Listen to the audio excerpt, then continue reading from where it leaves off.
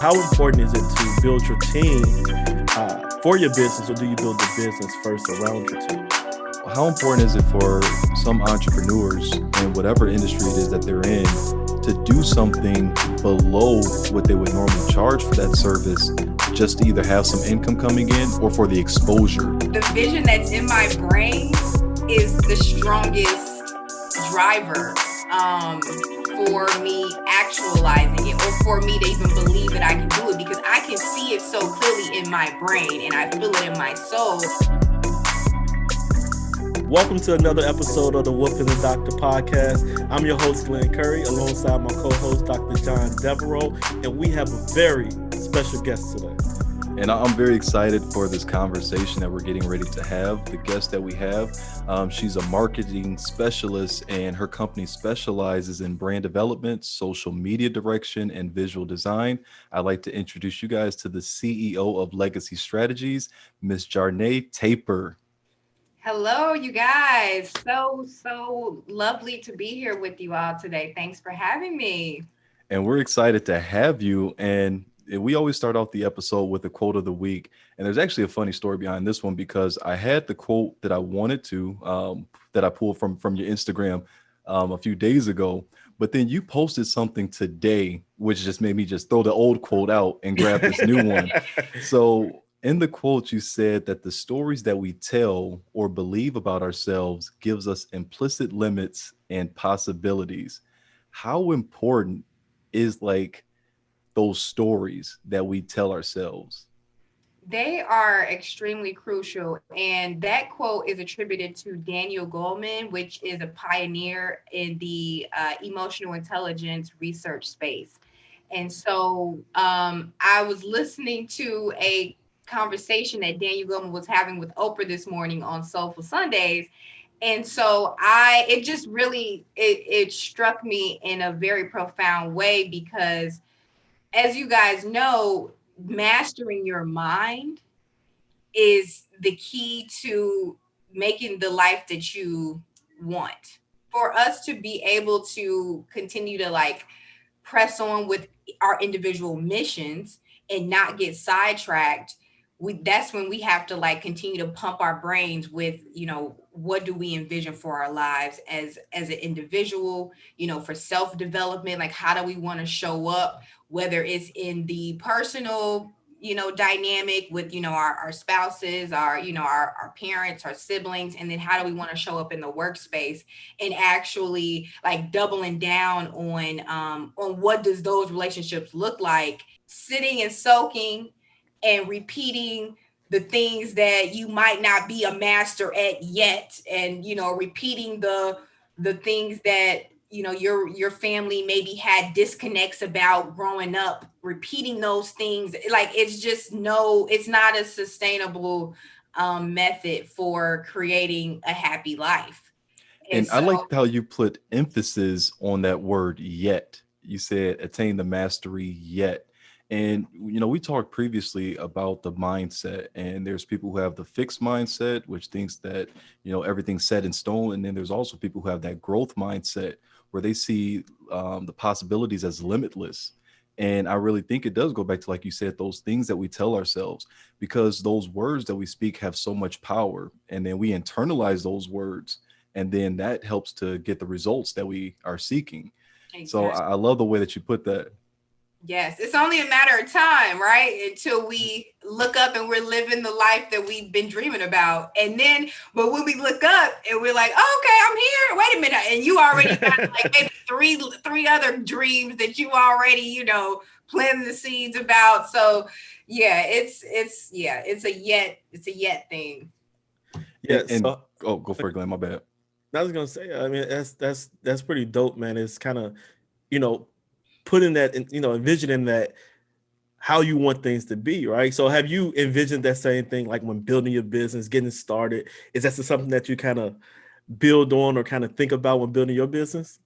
Absolutely. And I would say the vision that's in my brain is the strongest driver for me actualizing it, or for me to even believe that I can do it, because I can see it so clearly in my brain and I feel it in my soul as it relates to creating this ecosystem where, because it's a dual mission for my company. So I'm helping business owners find their marketing dream team. On the other hand, I am providing freelancers in the marketing space opportunities for making money and being a sustainable hub, for them to have some income coming in, steady income coming in through legacy strategies. And so I'm in the process and partnering with people who are helping me build out this technological kind of ecosystem to really make it kind of run on its own via the website, via an app eventually.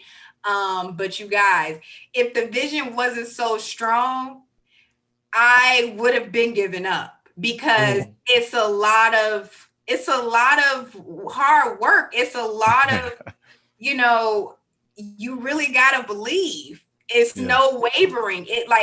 And it's so crazy when I think about my journey, because there's been times where I've been in professional situations, where it was because I felt like I needed to do it because it was the right thing to do, or, I wanted to live for my parents, the things that they couldn't achieve and things of that nature, and it was very wavering. I wasn't all in, which is why I was able to still have some successes with those experiences.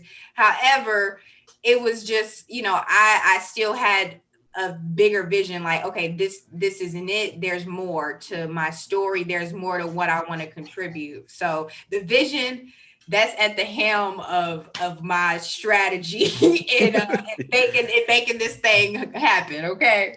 So let's back up a little bit, because I love the name legacy strategy. So I need you to break down where you got the idea to call your business that, and then what gave you the idea to start the business in the first place. Sure. So I'll start with where the name came from. So my fiance and I, he has a background in graphic design, but he primarily works in the city government space. So he's an expert in the city government space as a director for intergovernmental affairs. However, he's done like graphics, for political campaigns and things of that nature. And so when we got together, I was like, oh, okay, cool. Like, I do marketing, I'm, copywriting, I am a liaison for the client, for, and for the marketing practitioners. I also can execute on certain graphics and, campaigns and things of that nature. So I'm like, all right. So, just coming from a legacy minded perspective, as we're thinking about how can we build something together. And then when I was doubling down on why was I even showing up in this space, showing up in the marketing space, I'm like, it's because I want to help people plant the seeds of building their legacy. And one of the vehicles of doing that is through marketing communications. And so that's when I was like, okay, legacy strategies. Because the great thing about that, the name that we just realized too, was like the scalability of it. So like there can be other services, outside of marketing, tried and true services, whether it's like financial advice or interior design. I don't know, because I have a lot of passions that I'm like, pulling back the layers throughout time. But legacy strategies, it's strategies to develop a legacy and, through marketing communications. Your strategy is pretty much helping market other people, correct? Yes. Well, how important is marketing for you, and like what has been like the toughest thing in your experience? Sure. So that's definitely a loaded question. Gotta love I would say the toughest thing is like, when you're okay, because it's two things that I am responsible for marketing, right? I'm responsible for marketing my personal brand, and I'm also responsible for marketing the legacy brand.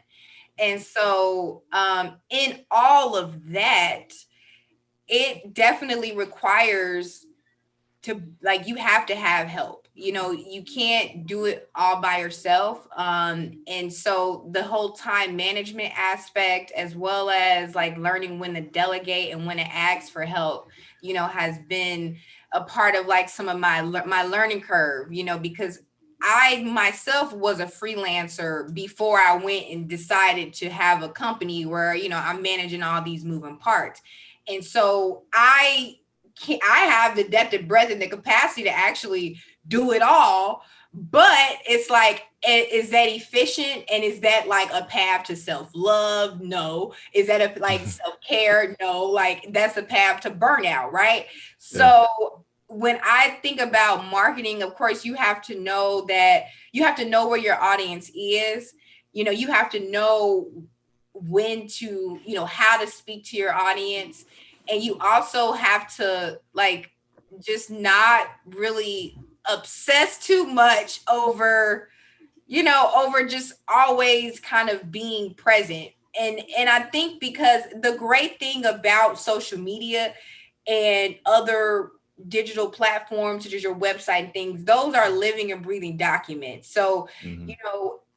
Granted, if you show up every day on social media, like that's 100% going to grow your audience exponentially, just because of, you can reach more people the more you're on. However, if your personal life, or if you don't have a team or the capacity to do that in a way where you are producing quality content, because it's one thing to show up every day and the content that you're putting out is not resonating and it's not, authentic, right? Because that's pointless. Why would you want to show up and you're not producing authentic content that's valuable? So I would say whenever like I show up, whether it's like in my stories, because I also want to just show like, the behind the scenes of who Jarnay is and like what my life looks like, because the more relatable you can be, the more people can, trust you or feel like that they can, build a relationship with you. And so I just figured out what works for me from a personal marketing perspective. And I just, when I show up, I make sure that like I provide all the, information that my audience may need, such as if I'm marketing an event or if I want to share an inspirational quote that inspired me. And I know that when I get offline, there are people searching via hashtags, via their mutual friends, the things that their friends share, the things that their friends comment on. And so I know that there is an organic pathway to my content. And so I know that that's something that like I don't necessarily have to stress about in terms of like always being on and like, kind of like I don't want to burn out, and especially because I'm building legacy strategies, and I was able to recently hire a social media director who helps me manage the legacy page. So I was like, like I said in the beginning of this, of this POV, I was saying that delegating and just like that time management, has been the toughest part for marketing my personal brand and for the business. Now you touched on so many good things, Right. and Thanks, so God. there's a few things that I want to address a little bit, because when you're talking about the things that you've learned and the strategies that you're implementing to even market your business, I don't want to negate the fact that you have a college degree, multiple ones, if I'm correct. Correct. So how much of what you learned in the classroom do you apply as the CEO of your business? And then how much of it is just you out there in the fields getting your hands dirty? Right. This is a cool question. All these, you guys, this is awesome. So if I look at my bachelor degree journey, I will be honest, I did not start taking college seriously until about the second semester of my sophomore year. Okay. I was actually on probation. We got our leathernecks are in the house. What's up? And so I went into WIU as a journalism major. I initially wanted to go into broadcast journalism, but when I got to class, the broadcasting classes, it just something wasn't connecting, and I'm like, this really isn't me. And like, because it was very technical, and so I leaned into the PR track. And so I naturally have always been a champion of people, a champion of, you know, great products, a champion of great organizations, just naturally, you know. Also too, I was like a cheerleader and stuff, so I don't know if that had to do with it. Just always optimistic. That's right. Right. Oh, you like, yes, let's do this, you know. So I, and public relations, like even before, because this was before like the digital age really took off, because PR was largely about media reputation and media management, in terms of how are these public figures, you know, how is their reputation being managed in the TV, in the, you know, red carpet, you know, all these different mediums. And digital social media was not the primary medium during that time. Long story short, as it relates to my bachelor's journey, I actually utilize the skills that I learned there, to now show up, you know, in my career, my eventual career that became me as, you know, the CEO of Legacy Strategies, and, you know, operating in a marketing function, because you know, the core, like I said, being a champion, right, of people, of brands, which is what I was learning in my PR class. Um, Yep. and then I went and got my my master's in integrated marketing communications, which kind of, it was a nice like cherry on top to kind of help me learn how to synchronize, you know, campaigns, whether it's like, okay, we have the campaign that's going to show up in the digital space. We also wanted to show up in the print space, and we also wanted to show up in the out of home space. So how do you create, you know, messaging that can, like, you know, be conducive to the different medium? And that's really what I learned in my master's program. And also just from ideation to execution, because that's all we did was, you know, we did the research, we ideated what's the point of the campaign, like what's the key messaging, and then we thought about what are the visuals, and then we thought about, okay, so how are we going to roll it out, you know, what's the promo type. So really, I would say in my bachelor's program, I was able to kind of like really hone in. Now that I think about it, like I honed in on what was my core reason, my core why was like, okay, to be a champion of things and brands. And then in my graduate program, I was able to kind of learn some like frameworks on how to like execute on those things, even though in the marketing space, every day it's like a new theory, a new tech, something like you literally got to stay up to date as much as possible. But for me, I still have like some of my like tried and true frameworks and theories that I just like rely on or whatever. And really, I want to just finish this part about perseverance. Like that's really what I think college is about. Like, you know, it really builds character, you know. Mhm. And that's why I'm gonna always be a proponent for college, even though nowadays, you know, people are making dough without having to do Yeah. it for a year or, you know, go back to school, you know, stuff like that. But I just think Yeah. everybody, it's a lesson in perseverance, just getting through challenge after challenge after challenge, just exercising that muscle.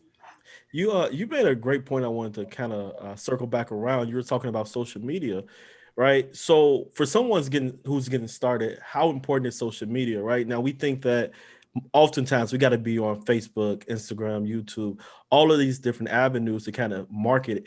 Is it more effective to, zone in on one marketing avenue, like, just YouTube and put all your eggs in one basket, then spreading yourself thin across multiple uh, social media platforms?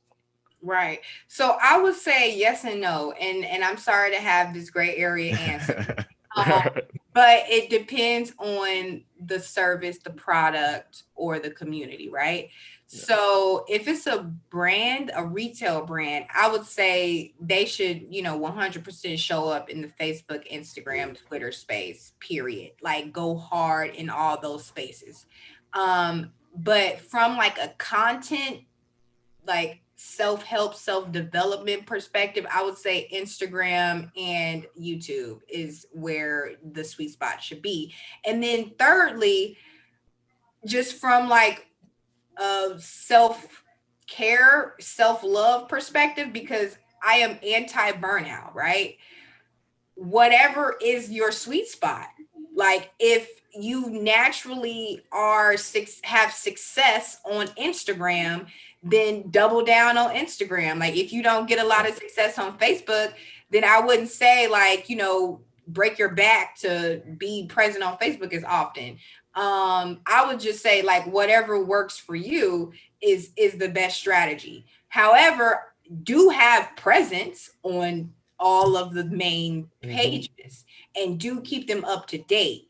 But as it relates to you choosing which one is is your sweet spot, where you get great engagement, where you get great referrals, recommendations, like look at what are your key performance indicators, like what are you guys measuring to deem successful in your in your company, in your for example, your podcast, like where do you get the best response and engagement? And I think lean into that. And see, you Yeah. keep making some great points, and I want to keep talking more about your business, but what you're saying keeps sparking these, additional questions. So you mentioned several times so far that you are anti-burnout. And when I take a step back, I see that you're always active. How are you able to not burn Wow, out that's a good when illusion. That's a good illusion. because I see the blogs that you post, I see the articles that you're writing, I see the content that you're creating, and then you have a very ever presence, a very huge presence on social media. So, and not to mention running a business. So, how do you balance all of those things to prevent yourself from burning out? Right. So thank you. That's because I feel like still I don't do enough. And that's just, us in this circle right here, high achievers, we like, okay, wait, we gotta go harder. So I would say during COVID, like, well, we're still experiencing the effects of COVID, but when we had like the first shutdown, like in March, that's when I was able to really spend a lot of time with myself and with my craft. And so where I didn't have to go anywhere and I didn't have anybody checking for me, because I did just recently leave a state job. I was working for a state representative um, for the last year. I just went full time with Legacy in October. And Wow. so, yeah, so I was working from home actually in March, still working for the state rep and also still kind of ramping up with Legacy Strategies, because I had still, was working part-time with Legacy because I initially incorporated in last November 2019. Wow. Um, so during that time, I was able to like really plan how I wanted to show up in the digital space. You mentioned something earlier about going full time in March once COVID hit, right? And John and I talk a lot about how COVID has shifted the way that businesses, move, going forward. How has COVID affected your business positively in forms of like pivoting what you were doing prior to COVID and your ability to scale the business? Sure. So I would say it's allowed me to get crystal clear, or like seek how can I just get more clear and more refined to like what it is that I'm offering. Cause like now, we have more time to sit with the things that matter most to us. And so I would say it's helped me in that regard, to where I can like just really just pull back the layers and be like, okay, so, what's the long-term goal? What's the, short-term goals? So it's helped me with that. And then also I would say like just kind of like combing through some of my network and like really finding or reconnecting with the people who I feel, I could be an asset to them, and then vice versa, and like actually nurturing those relationships. So like in both of those ways, that COVID definitely, has had those effects. And that's interesting too, where you're talking about, having these mutually beneficial relationships that you're trying to cultivate. And I think that's the thing that a lot of people who own businesses tend to overlook. You tend to see people as customers instead of as individuals who, once again, you can build that relationship with. And is that something that's very intentional on your part, cultivating and establishing those relationships with people? Yes, I would definitely think so. And, and something I heard you guys say in your first episode was that, it's not what you know, it's who you know. And also I want to bring in another quote that, is one of my guiding lights from my girl, my auntie, the late Maya Angelou. People will forget what you said, but they never gonna forget how you made them feel. Hmm. So in all of my interactions, especially in my professional interactions, I'm making sure that like I am treating people how I want to be treated, and also letting them know like, hey, I value you, I see you, and I see how we can both build, at the same time our missions, and so I would say that's probably one of the most important, values that my company is focused on. Because, I've worked in a lot of toxic work environments, that I wasn't in leadership in, where I just had to show up and do my job and go home and, and have my internal conversations about how crazy the situations was that I was experiencing. Which is why, yes, my missions to help businesses and to, give freelancers, an additional stream of income is ever, at the helm of what my focus is. But I also want to create a culture that is empathetic, and this is where I get into my gut talk content, like about emotional intelligence. Because if you're not trying to be present and showing compassion and trying to like resolve disconnections, then, or not even resolve disconnection, because everybody can think differently, and that disconnect still might exist because you just agree to disagree. But how are we moving forward in a Mm. positive Yeah. manner? And so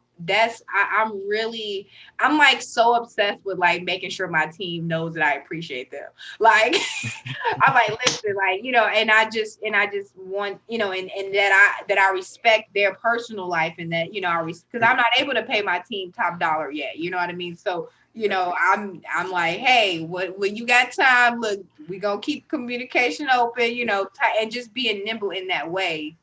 So I was watching a show earlier today called The Undercover Billionaire, right? And where they talked about how to build this business, right, from the ground up.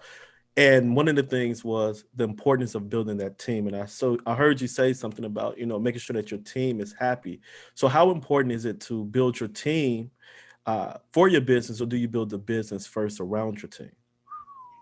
It is building the team Yeah. around the business, Huh. because um the business is not going to be sustainable if you have workers who show up feeling unfulfilled with the Mm. work that you're assigning them to do. So the first things first, when I brought in because I only have 2 employees now, and then I also have freelancers as well who are, independent contractors.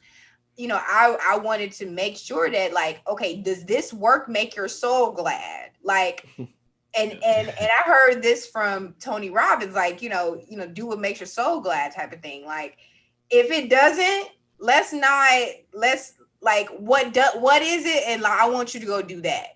You know what I mean? Because it is so important to have people who work for you and with you to feel fulfilled in that work, and also to also feel like they can show up as their authentic selves. And that's another piece too, that like I learned from my past work experiences, where I felt like I kind of had to compartmentalize who I was.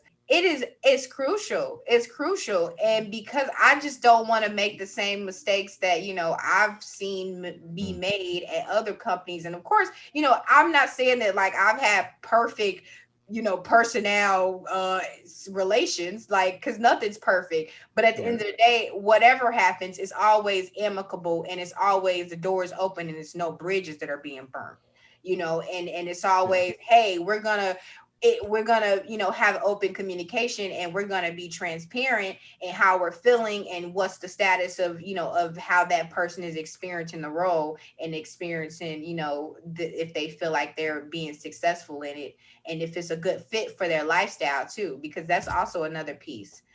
Now, you mentioned that it's important to build the team around the business.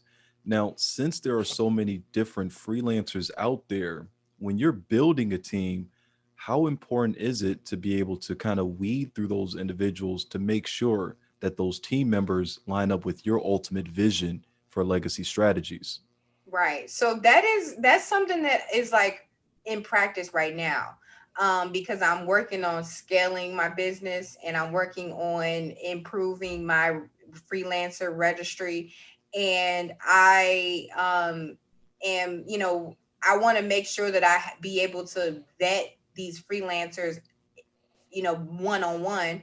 And so, there's been times where I will bring on someone, and turns out, it just wasn't a good fit, because they just, they had a different idea of how things were going to be ran.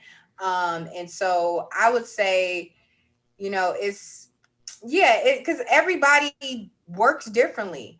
Yeah. Um, so what I want to cultivate is, these different frameworks within the organization, where like the people who work independently, where they don't have to really collaborate with anybody else, they'll have that option, or that'll be spoken up front, to where, hey, okay, I'm gonna basically pass off the creative brief to this artist, to this illustrator, and be like, hey, this is what the client needs. I might schedule check-ins, maybe a couple times a month, depending on what the timeline is, because this person's working independently, right? So I don't have to micromanage this person, or I don't necessarily they don't have to really collaborate with another function of like a marketing capacity. Like, say if an illustrator and copywriter, they don't really necessarily have to interact. Maybe it just depends on what the project affords. But in the questionnaire that I have when onboarding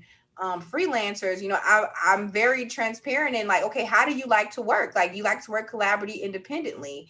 And I think asking those questions, just to, and it's something that I heard you guys mention in your first podcast, about like setting the right expectations, and so that's something that I think is going to be an ongoing lesson, because you can never really expect everything that's going to happen. You can never ever really, plan for every worst case scenario, just because that's the nature of life. Like, you actually got to go through it to get the lesson, and like get on the other side of it, so that you can actually like know you have that lived experience, right?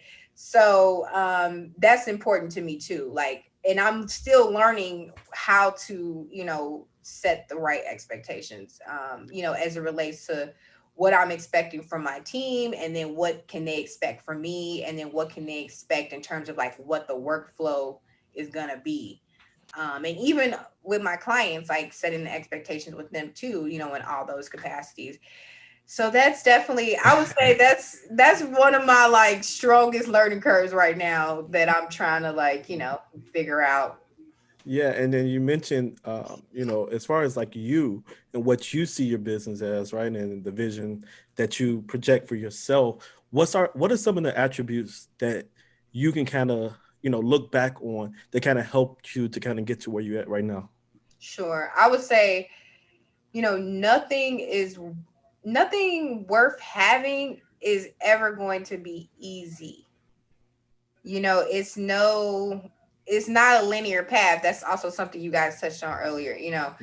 It's not a linear path. And so knowing that you're going to have all these different routes, and just make sure though, like, whatever the vision is, and this goes back to me talking about the vision, make sure that vision is so solid and so clear that no matter what happens, you're not going to deviate from it.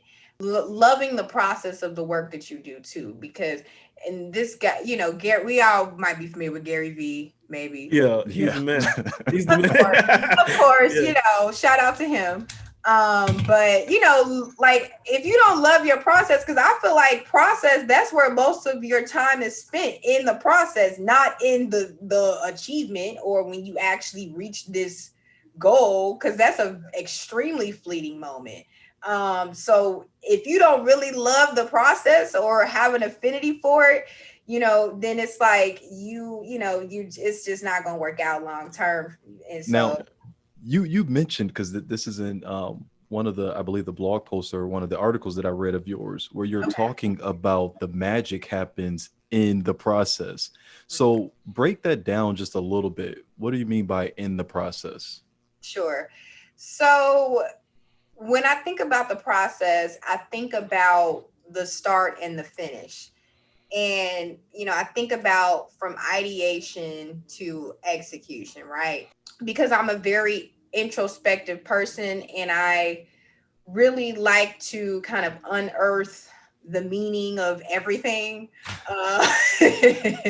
I feel that my mastermind has developed into being like, a liaison for these business owners and for the freelancer, having the experience as a marketing freelancer, in social media strategy, social media direction, copywriting, graphic design, creative direction, and knowing how to execute on those things, knowing also the language of graphic designers, of videographers, of illustrators, and things of that nature, and being able to bridge the gap between that business owner who is not tech savvy, who does not understand the ideation to execution process when it comes to marketing campaigns, and being able to break that down and communicate that to them, so that they feel confident in the abilities of the company.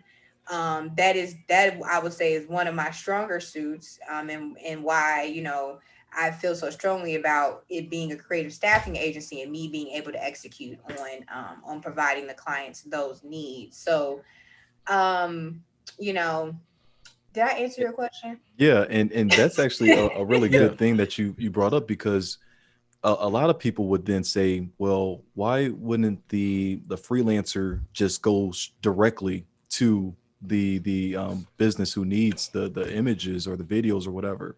And it's a very fine skill to be able to translate the jargon of the industry to a person, like you said, like the business owner, the small mom and pop shop that has no idea what this videographer might be talking about. Exactly. Like, I think, for myself and Glenn, we both did photography. So sometimes communicating what we have in our mind to a person is extremely difficult. So that is a skill in and of itself. And I think that really gives way to the demand for that creative staffing agency. Mm-hmm. Now, Yeah. Glenn says something very often, and he says, when we've been doing this too long. So so Glenn said this Loving before, the synergy. Right. where he was saying that to own a business, or to be for a business owner, you have to become an expert at hiring experts.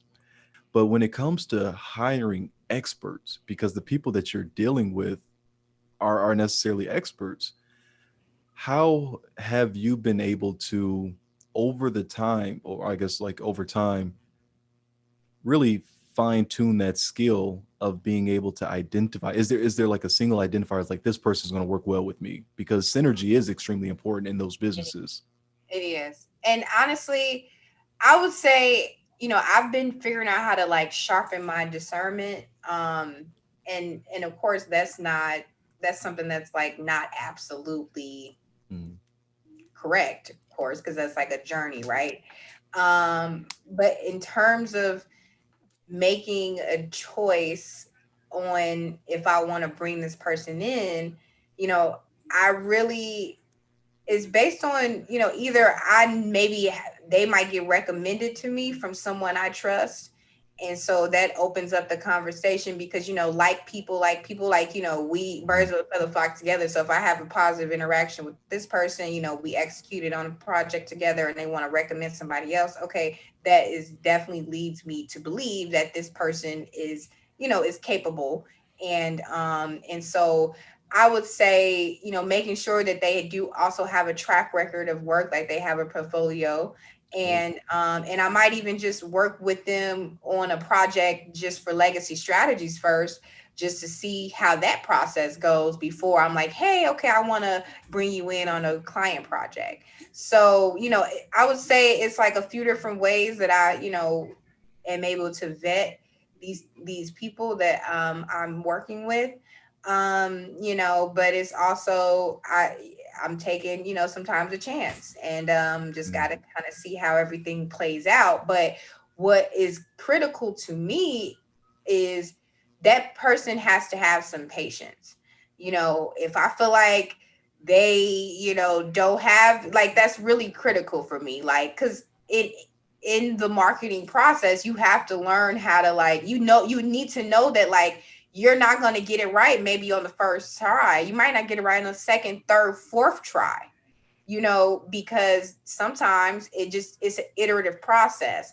So if people don't understand that in their own expertise, or if they have trouble with that, then that's automatically a red flag for me, because like I said, it's an iterative process, and that person needs to have some patience, to inhale, exhale, to know that the constructive feedback is nothing personal. It's about the objective that we're all trying to achieve together. And so, that's also important too. How do you sell the vision to your team, right? In times of, when the business isn't doing so well, how do you keep them motivated? How do you keep that vision alive with that team? Basically, just reminding them of what the mission is, and reminding them of our wins from the past, and reminding them of how far we've come, and that we got some further to go.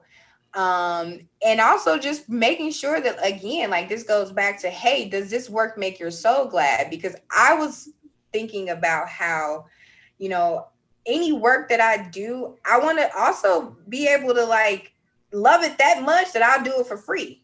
You know what I mean?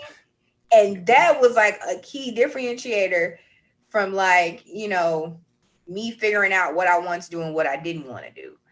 And so making sure that that also is, is that my team is being mindful of that too. Not expecting them to show up and do any work free for me, but just keeping things into perspective, just knowing that, like, there are going to be some high highs and there are going to be some low lows. And also just constantly reminding them of what I will build one day, and being very affirmative about that as it relates to the benefits that they're going to reap.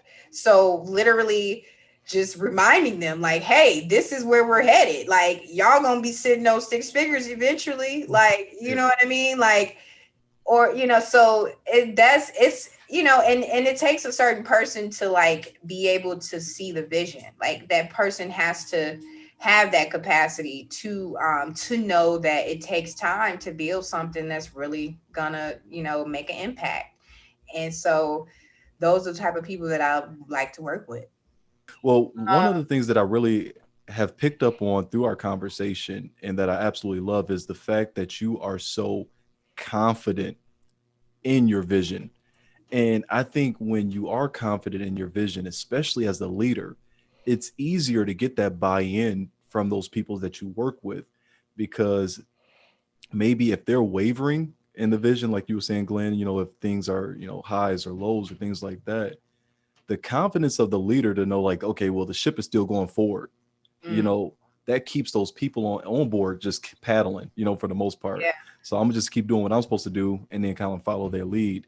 So with that, I wonder, because you're so heavy into emotional intelligence, is that something that you've identified on that emotional intelligence journey that you've been on, and being able to understand and process things as they're coming on along, and being able to use that energy to kind of keep you focused on the long run? Yes, yes. So I definitely want to honor my journey in becoming confident because I'm not gonna sit here and say that I've always had this confidence because that's not the case. But I would say what I've learned and what I've heard is that like confidence comes from practice, you know, and so I've been able to in my brain, like I said, visualize and speak and say the things that I want and also be able to like make good on that in the material world in like, you know, small and big wins where that confidence, you know, is starting to materialize. And honestly, I just have so much like to like my ancestors, you know, like the John Lewises, and like when I think about like I my fiance and I went to Memphis for my birthday this summer, and we went to the National Museum of Civil Rights, and it literally changed me because when you can see where we've come from and like where we're going or where we can go, like it's just it really makes me emotional. And like that's where it's like I can't like half ass how I'm showing up in what I feel like my purpose and what my calling is, and also what I feel like my gifts and talents are. I can't come like mediocrely, like, and there was a time where because I was listening to maybe people who didn't believe in me and people who didn't see what I saw myself, and at that time I was allowing their viewpoints of me, you know, overshadow how I saw myself. And so me being very intentional about who I wanted in my circle and who I leaned into, and like the advice that I saw, and like, you know, me reaching out to a mentor and things of that nature, you know, it definitely has been pivotal in me discovering my confidence. And it's so funny because the post that I posted today, I was actually gonna like bring it back to confidence in terms of like when you believe in yourself, anything can happen. Have you guys seen the Netflix show Voices of Fire? No. Not yet. I see the It's on previews. point. It's Yeah. really good. And so one thing that I've noticed about watching the show is that you can have the talent, but if you got talent and confidence, the sky is the limit. And sometimes the people who don't even have the talent but got the confidence can blow it out the water.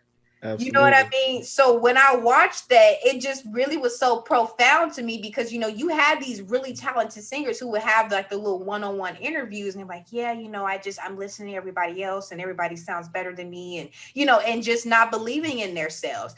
But then you had the people who believed in themselves and who had the talent and who was undeniably in who what they have to offer, and blew it out the park. So you know, I'm leaning into those lessons like Jarnay, like stand in your gifts and your talents, you know, and believe who God said you are, you know, and lead that way. And I'm just so grateful that I had the awareness of like the energies and the people who were not conducive to that mindset that were once a part of my life, you know. And I'm Yeah. just so happy that I've made the transition to like not allow them space to like distract me from what I'm capable of and what I can do. And also me seeking true happiness, because prior to this year or maybe even last year, like I was living for other people. I was living for like my parents or for, you know, my sisters or whatever, you know, because I wanted to make them happy and I wasn't thinking about what made Jarnay happy, even if it wasn't the most, you know, glamorous or, you know, best route to take. I'm like, but Jarnay wants to do it, so that's all that matters. And Yeah. Oh, and I'm sorry too to Yeah. touch on the emotional intelligence part. This is just really like for me, emotional intelligence is like I also translated into like, you know, intuition, self-awareness, and like what is your gut telling you, which is like the gut talk. Like what do you know in your gut? That's like that feeling. either it's a yes or a no. It's no great feelings in your gut. That's how I feel. And I feel that like, oh, gratefully to Daniel Goleman, who's one of the, pioneer of this term, he figured out how to apply this to a theory and how we can literally unpack it as a theory, as a concept. And so so the self-awareness part has attributed to me having the confidence. In one of our earlier episodes, we talked about confidence, and we said, like, people tend to think that confidence is a personality trait when it's actually a skill, as you mentioned, that you can refine and, learn over time how to exercise it. One of our previous guests, Pam, she talked about how, she talked about how she was very timid, early on, but in her career, she had to become more confident. And and that's one of the interesting things, like, with both of us knowing her, how she was back in school, and the passion that she walks in now, and the confidence that she uses when she's discussing business, you have no choice but to get on board. And that's what I'm kind of seeing, from our conversation with you as well. Like, I want to start freelancing out, Right. I Right. was gonna ask. Listen, I was gonna be like, "Hey guys, so what are your skill sets? Please do fill out the there." And honestly, because I was bullied in grammar school. Y'all know how kids can be very cruel. Mhm. And I honestly am with my business psychologist. She just helped me kind of unpack that trauma that I had from being bullied. When I think about it, it was like those are very formidable years. You really start forming your values, your confidence. That's a confidence building time. And so all the times that I thought I was showing up as my authentic self, I wasn't being validated. Instead, I was being ostracized and talked about for whatever reason, whether it was vanity or the way that I acted, and that really set me back in my adult life, because even in college, and Glenn, you might be familiar with this, like I wasn't that like outgoing in college. Like I had my Right. people I was cool with, and that was it. But when I think back on, I'm like, dang, like I should have been more involved in like organizations and like, Right. really made my presence known, because I had that capacity and I had such passions about life. And I didn't live those things in college. I feel like those are missed opportunities. And if I would have really showed up in college in that way, where they're, networking and showing things that I was passionate about, then I probably would be a little further in life. But of course, like I said, we got to go through things to get on the other side, and actually, like, my journey is my journey. But it set me back, because I'm like, let me go to where it's comfortable. You know what I mean? But now I lean into uncomfortability, like scared out of my mind. But I still got to try. I've figured out how to have the courage to do it. You And mentioned something about, I'm sorry. Yeah, you mentioned something about setbacks. Do you think some of those setbacks are what made you into the person that you are today, and that kind of helps for you to kind of like jumpstart your career? Oh yeah. So quick story. I went abroad for college. I did a study abroad program. I went to Japan my junior year. But I actually got denied when I initially applied, because my grades were a little shoddy. So I had to, like, because this was something I really wanted to do. And I was like, okay, like they denied me. Or no, they said I needed to do it, like I needed to write an appeal. Like I had one part of them to accepting me, the other part was okay, write an appeal. So I had to write a letter to say, like, why I wanted to go. And y'all, I kid y'all not, why, as I was writing the letter, and I was in one of the computer labs, I don't know what lab it was in. Why did I didn't save it or something, and everything that I wrote got deleted. that's the worst. Y'all, and it was the day before it was due. And so I had to write it all over again. Luckily, it was like it was like maybe 275 or 500 words or whatever. I had to rewrite the whole thing, y'all. And I made it, and they accepted me. So Wow. I feel like that was one of the first lessons in my life, where it's like, if you really want something, you got to let nothing stop you from getting it. And so I would say that was definitely a setback. And then like I've had clients where like, they were dissatisfied and like, they discontinued the contract or whatever because at that time maybe, my time management was messing up and I just wasn't able to deliver how I told them I would deliver, so those moments for me were for me to look at my processes and like double down on improving them, so I would say, the setbacks are they're per the course, and I'm like, I have to embrace them just as much as I'm embracing the comebacks. Exactly. Now, on the flip side, what have been some of the highlights of owning your own business and walking in your vision and your purpose of running legacy strategies? I would say the the impact that I've been able to have on others in terms of like inspiring them to do something that scared them, shitless. I'm sorry, I keep cursing. You good. But like being able to like empower others to go and do what they want to do, or to take these big leaps of faith, um has been one of the key impacts that I've been able to make, and also helping businesses plant the seed of their legacy, helping businesses and organizations kind of change the narrative within their marketplace. So for example, I was able to help a two women founders develop a golf community, Mhm. called We Play Wow. Too.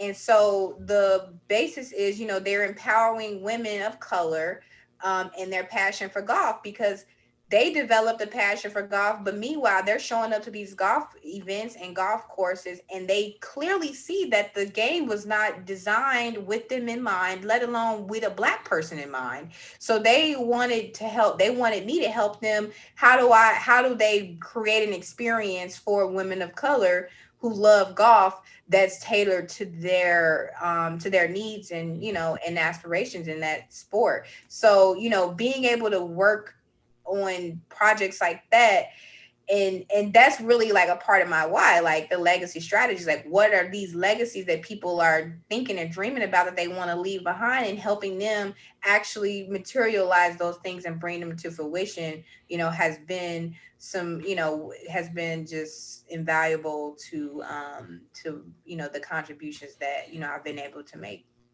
And see, that's what I think of whenever I hear that word legacy. Typically people think of, you know, or measure a person's wealth in monetary terms, like, how much wealth have they accumulated? How big is their bank statements? But I typically think that legacy is really tied to the impact that you make in the lives of others. And Yeah. even for yourself on a grander scale, in the lives of businesses who are impacting directly the employees. So with that, what are some of those other, businesses that you have kind of worked with? One of my very first clients, is actually my sister, who she is a singer. Her name is Shawnee Dez. You guys should check her out. She's a neo soul artist. And so, we both grew up in music. We both were in a choir in grammar school and in high school. And her voice just kept on refining, and I'm like, me being the business savvy one, I'm like, I'm taking a hard look, like, girl, hold on, wait a minute, I'm about to, go ahead and market you, because the world needs to experience your gift.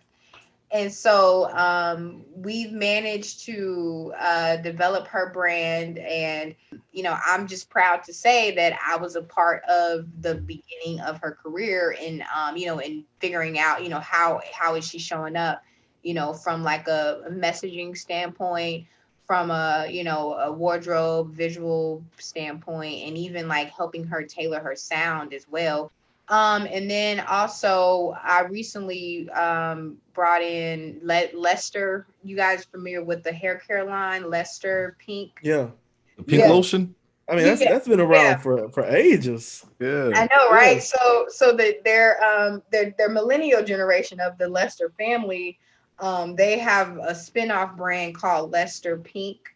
And so they have like a whole hair care line for like natural hair. So they're one of our clients whenever they need Wow. promos Oh, done. wow. So we do, one of my freelancers does promo designs for the Luster brand. I'm recently working with this men's lifestyle brand where he just closed on like a 12,000 square feet building where he wants to develop inside the building. Like, you know, you can go and smoke your cigars there. You can get your clothes tailored. You can, it's a steam room that's going to be in there, a cafe. So literally this all inclusive male experience. And so I'm helping him develop his brand in that space. And then another client I have is a survivor of the lymphoma disease. And she has a nonprofit called Nicole Cares Foundation. And so we just launched a email campaign to help fundraise and yeah, spread more awareness about lymphoma prevention and lymphoma, you know, survivorship. Okay, and you know what I'm really interested in is when we speak to a lot of entrepreneurs, and John and I are entrepreneurs as well. We always think about, um, working in our business, right, and not on our business. Hmm. So for you, how has that transition been, or is that something that you're looking towards in the future? Kind of streamlining some of the day-to-day processes that you go through for future employees, so that you can kind of look at the overall future of the business. Absolutely. Like basically like how we gonna be making money while we sleep. Yeah. So yeah, I actually am I just got into a program with I'm not sure if you guys are familiar, General Assembly. Mhm. Yeah. Yeah, so they have a program where their students, they get matched with the business and they help the business basically develop their digital product or digital experience from a user experience perspective. So Legacy Strategies just got accepted to their program, which we're really really excited about because and how I was talking about how like the ecosystem of the business is going to work, where like the businesses can go, you know, to a digital space and like type in what service they need. And then the freelancer, you know, they can also, you know, have access to, you know, search different projects that are in the pipeline. We are working with General Assembly for them to help create this user experience via our website, and then we also want to develop an app as well, so where they can do the same thing on the app. And eventually, you know, I'll be charging clients, you know, similar to like a retainer, but more is kind of like a subscription fee to where, you know, they can pay a certain amount monthly to have access to all these different marketing functions, marketing Mm. services, and versus having to scramble and go to all these different people and different, you know, uh, agencies or whatever to get, you know, a certain marketing service. They can just come to Legacy Strategies and we can provide their marketing needs. And so and then the freelancer, you know, I'll get a cut from their, you know, any work that they get paid on. So that's like how I'm hoping that, you know, I can kind of be the bird's eye view and Right. just making sure that everything is running, you know, according to the system that, you know, that we're trying to build. But in the meantime, in between time, I'm in the trenches in the thick of it, you know, even sometimes executing on the client work. Cause sometimes like if a client can't pay like top dollar for really what they need, you know, I find myself kind of altering my prices just so I can still get the income, you know, but Yeah. I can't, you know, kick it to a freelancer though. Like if I can do it myself, then I do it myself. But the goal is to kick it to the freelancers and I get my kickback, you know, and that's that. But you know, gotta make some money though. So I'm like, all right, this is my job. You know, I'm hiring myself to do this one, you know, type of thing. That actually brings up a really good point because I know for myself and Glenn as well, you know, in the past, we've done, you know, gigs for the look or Yeah. just have like a little bit of coming in, but it really wasn't what we would normally charge for that. Now, for somebody, and I think this translates to any type of industry. So, for any entrepreneur, how important is it to do some of those things for the look? For instance, So, how important is it for some entrepreneurs in whatever industry it is that they're in to do something below what they would normally charge for that service just to either have some income coming in or for the exposure that, Mm. Yeah. that you can get? Because Right. that's something that we talked about, Glenn and Yeah. I before on. Yeah. I would say, what is most important to you in that season as it relates to, you know, if you know that the client doesn't have the money to pay you, well, the exact money that you want them to pay you, you might have to, charge them less just so you don't lose that business. But you also know that, hey, I want to practice this skill set, or I want to add this to my portfolio, or me working with this client and me knowing their network, that is, opportunity for repeat for them to refer you to other people, and that credibility, just so you can build your pipeline. But I think at every life cycle of a business, there is going to be a beautiful day where we're not going to waver on our top dollar cost, just because of where we got in the in the business. But right now, me personally, as I'm ramping up to those things. Right. Yeah, and it kind of gets John and I back to conversations that we've had about charging what you think you're worth, Mm, right? And starting out, you're still just learning and trying to find that medium of what you think is a fair price for the type of work that you put in. I think that's a hard thing to kind of figure out. it is. Um, and then you don't want, and still like growing a business, you don't want to draw clients away. You want to bring them in. So adjusting your price to kind of fit that client, I think is a sacrifice that most people don't understand that business owners have to take. Yeah, And we do. That's just period, and that's just starting a business 101. Yeah. and Because there's a some people difference do between work like for. price and value. So that's one of the things that I've learned over time. Like the price that I charge might not be what the value of that service is. But I'm interested because with Jarnay, like with your business, when you're dealing with these freelancers, typically there's a price that the market determines as the Mm. standard. Mhm. So like when you're dealing with these clients, I know it's important to build like the client base, but how do you, as the CEO of the business, handle clients who don't want to pay the standard market price? If I can do the work, I'll do it myself. Okay. Or, or I'll just have to maybe like recommend them to someone else that might be a lower tier. But also me needing to I need to practice how to communicate exactly the value that Mm, is being delivered, because again, we're talking about people who have no idea the hours yes. and the iterations that are put into creative projects. They have no idea. So, I'm working on that. And sometimes, I'll just tell the freelancer, "Hey, this is the budget of the client." And they'll be able to say if they can, Mm.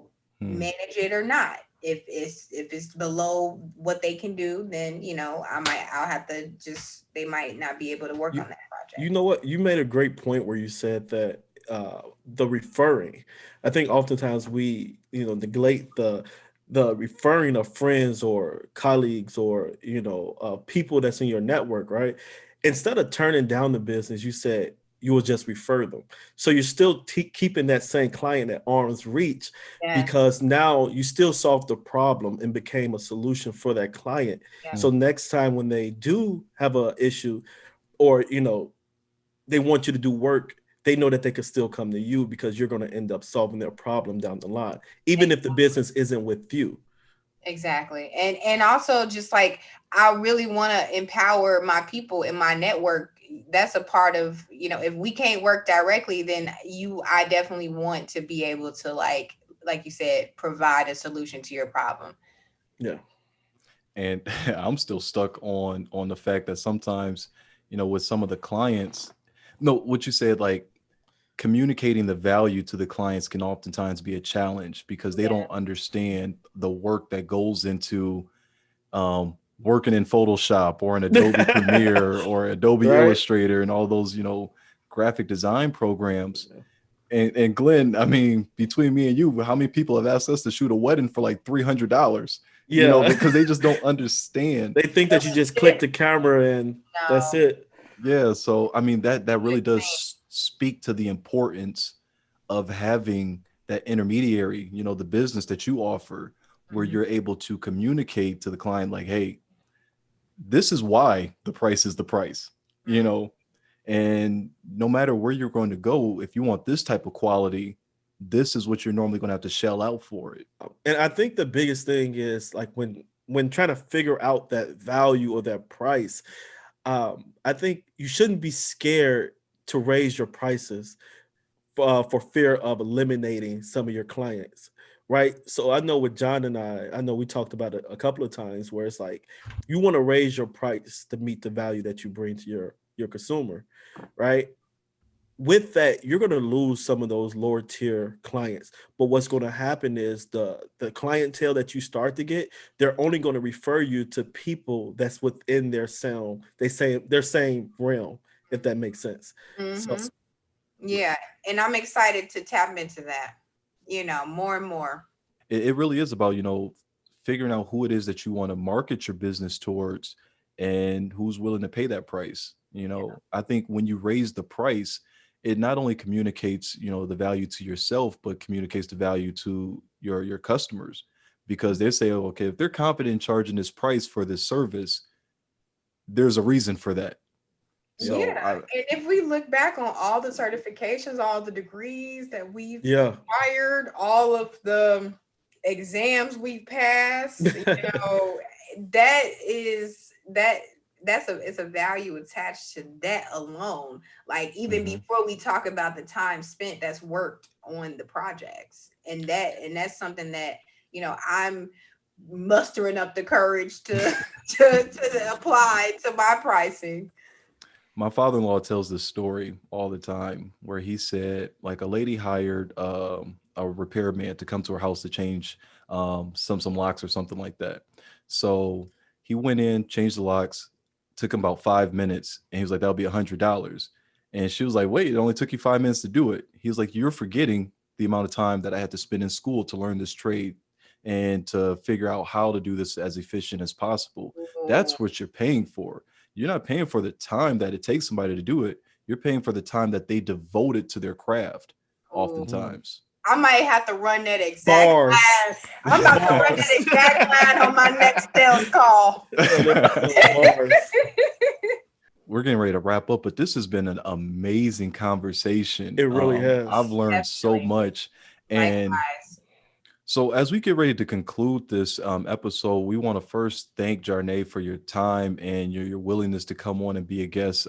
You dropped so much knowledge that I'm sure is going to translate to all of the different areas that our listeners are operating in. I'm taking some of this stuff and going to apply it to my own business. So I do want to just thank you for your time and your willingness to participate.